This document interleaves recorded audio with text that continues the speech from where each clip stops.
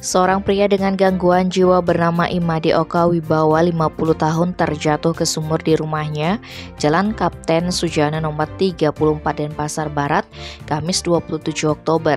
Insiden itu terjadi setelah ia berkelahi dengan kakaknya. Menurut penuturan saudara perempuan korban bernama Sri Wahyuni, Oka memang mengidap gangguan jiwa sejak 1995. Bahkan kakaknya Surya Tenaya juga menderita kondisi serupa. Mereka sering bolak-balik periksa ke RSJ Bangli. Namun pada hari sebelum kejadian, gangguan jiwa Oka disebut kumat. Kemudian korban berkelahi dengan Surya. Usai pertengkaran tersebutlah pria Parobaya itu terjatuh ke dalam sumur. Tak ada yang mengetahui pasti bagaimana sebetulnya dia bisa terjatuh. Apalagi kala itu para penghuni rumah termasuk Sri Wahyuni kebanyakan sedang bekerja. Hingga akhirnya ibu mereka melihat korban sudah di dalam sumur.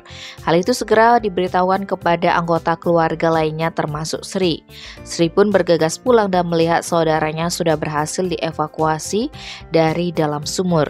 Beruntung peristiwa itu tidak sampai memakan korban jiwa, hanya saja Oka mengalami beberapa luka ringan seperti luka lecet pada punggung.